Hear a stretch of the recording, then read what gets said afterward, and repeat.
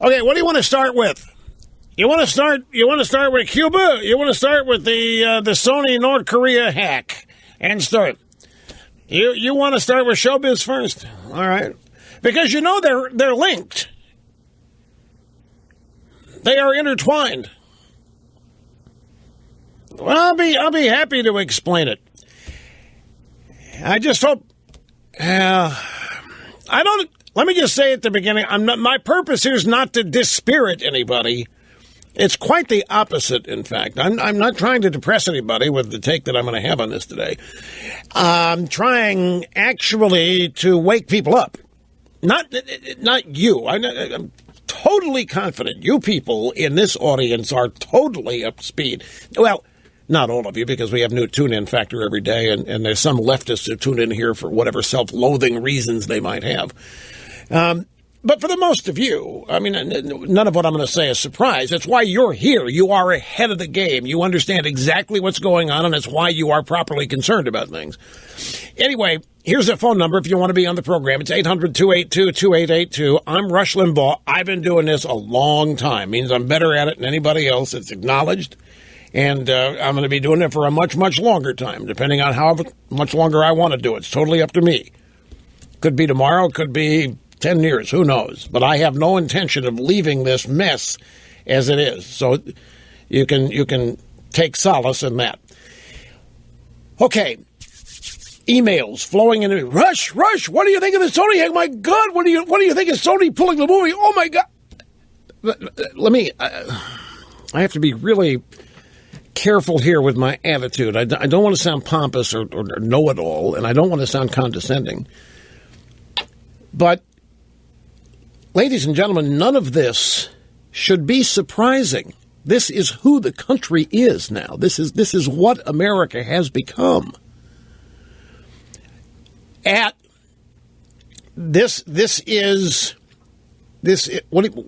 of their own.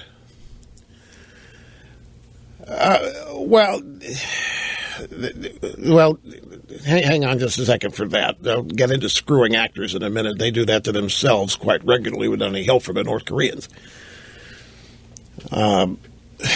So keep actors screwing themselves, off to the side. We'll get to that. May even look at it. But this is where the country is now. Do you remember the name John O'Sullivan? He used to be the editor at National Review. In the days shortly after, when Mr. Buckley was still alive and running the place. And he also was a prominent position holder with Lady Thatcher. And he said something once that I think a lot of people have forgotten if they've heard it in the first place. And I'm paraphrasing, but John O'Sullivan said, any organization, any group, any bureaucracy, family, you name any group of people, any organized group of people that is not actively conservative will become liberal.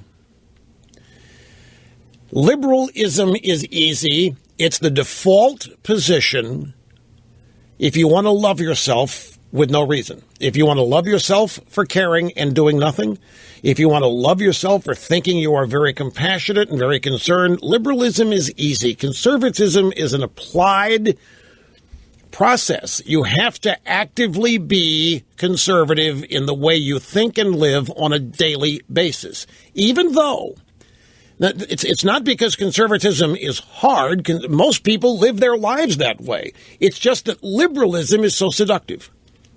It's a set of false promises, and it's a set of illusory things that make surface emotions easy as pie.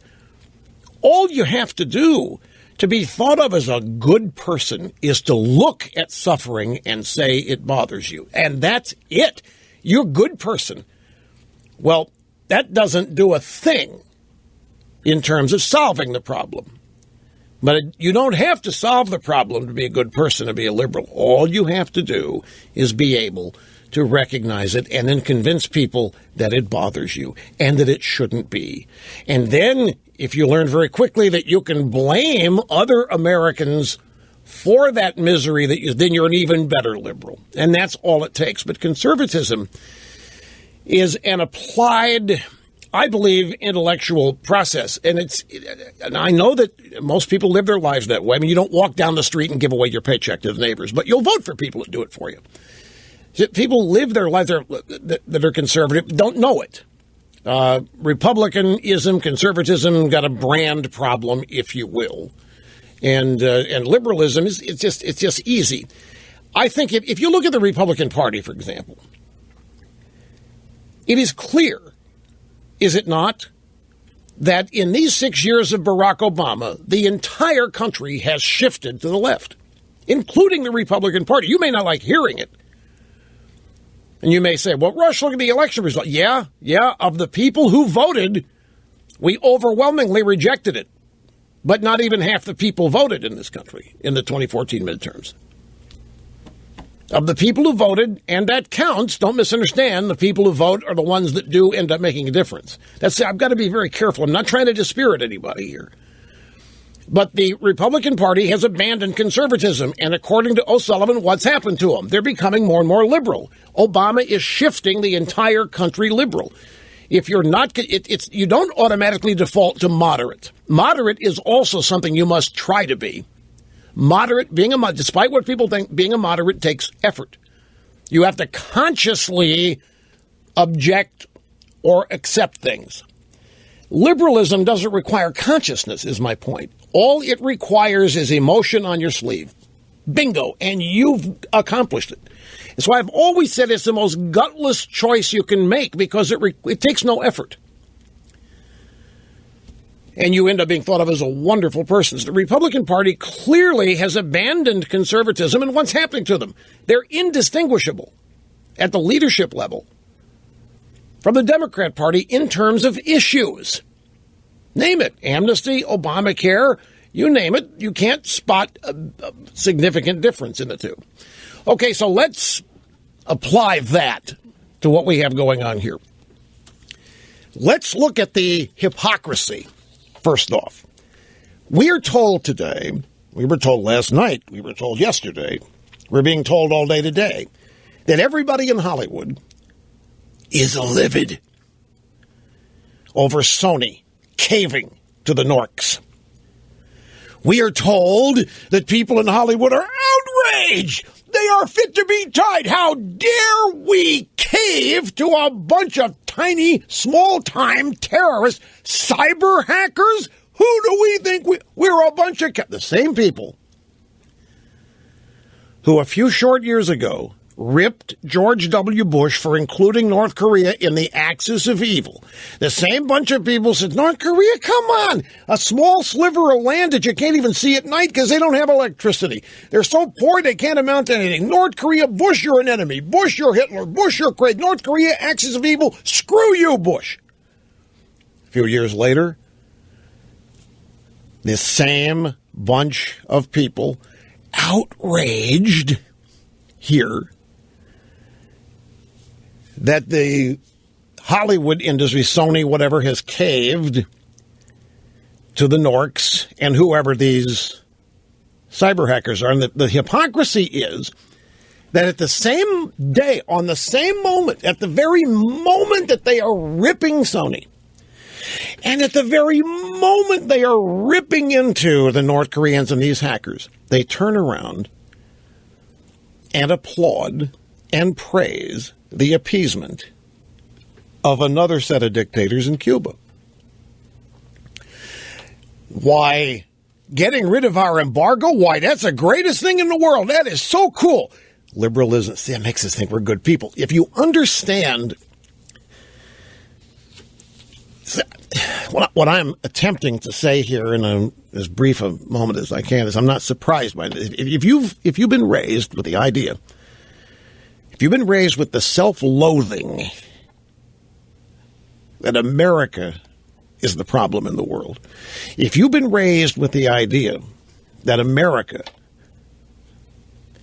is the reason for suffering in the world, and there are plenty of people who have, educated and been raised this way, then what Sony did is very reasonable. For every Hollywood person supposedly outraged by it, I'll bet you there are a whole bunch not. I'll bet you there are a whole bunch scared to death, in truth.